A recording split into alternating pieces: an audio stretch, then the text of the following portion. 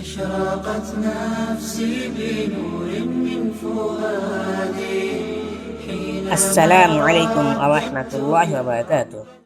জীবনের কোনো এক পর্যায়ে এসে আমরা সবাই কোনো না কোনো কঠিন পরিস্থিতির মুখোমুখি হই। কখনো ক্যারিয়ার নিয়ে দুশ্চিন্তা, কখনো সম্পর্কে টানাপোড়া, আবার কখনো বা হঠাৎ ধেয়ে আসে কোনো বড় বিপদ। এমন পরিস্থিতিতে আমাদের মনে হয় সব রাস্তা বুঝি বন্ধ হয়ে গেছে। কিন্তু আপনি কি জানেন, যখন দুনিয়ার সব দরজা বন্ধ হয়ে যায়, ঠিক তখনই আরশের মালিকের আসল সাহায্য নেমে আসে। আজকে আমরা জানব জীবনের কঠিনতম সময়ে কিভাবে আল্লাহর উপর ভরসা বা তাওয়াক্কুল আমাদের জীবন বদলে দিতে পারে। প্রিয় ভাই ও বোনেরা, তাওয়াক্কুল শব্দটি খুব ছোট, কিন্তু এর ক্ষমতা অপরিসীম।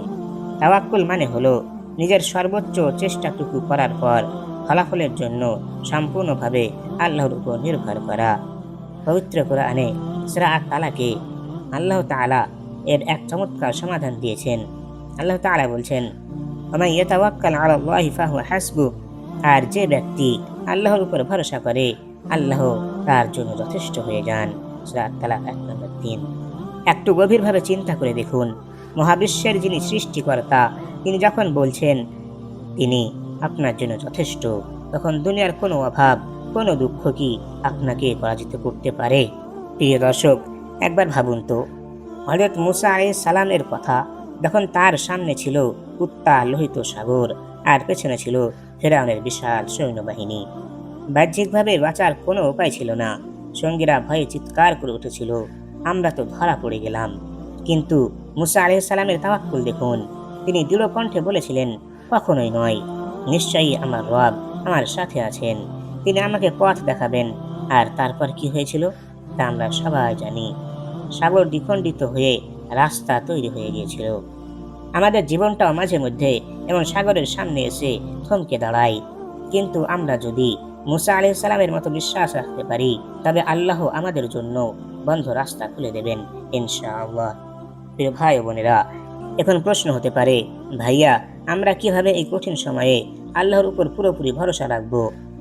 এর জন্য 3টি সহজ কাজ করতে পারেন। 1 নম্বর, চেষ্টা করুন ও দোয়া করুন। হাত গুটিয়ে বসে থাকার নাম তাওয়াক্কুল নয়। আপনার সাধ্য মতো চেষ্টা করুন, তারপর আল্লাহর কাছে কেঁদে কেঁদে দোয়া করুন। 2 নম্বর, আল্লাহর সিদ্ধান্তের উপর সন্তুষ্ট থাকুন। অনেক সময় আমরা যা চাই তা পাই না। মনে রাখবেন, আল্লাহ আমাদের যা দেন তা আমাদের চাওয়ার চেয়ে উত্তম, কারণ আমরা যা দেখি তা সাময়িক, আর আল্লাহ যা দেখেন তা দূরদর্শী। 3 নম্বর, ইস্তিগফার ও ক্ষমা প্রার্থনা করুন। বেশি বেশি আস্তাগফিরুল্লাহ করুন। ইস্তিগফার মানুষের রিজিক বাড়িয়ে দেয় এবং কঠিন পরিস্থিতি সহজ করে দেয়।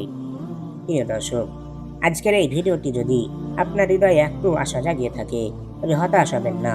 আপনার সমস্যা যতই বড় হোক না কেন, আপনার আল্লাহ তার চেয়ে অনেক অনেক বড়। মুচকি হাসুন এবং মনে মনে বলুন, হাসবুনাল্লাহু ওয়া নি'মাল ওয়াকিল।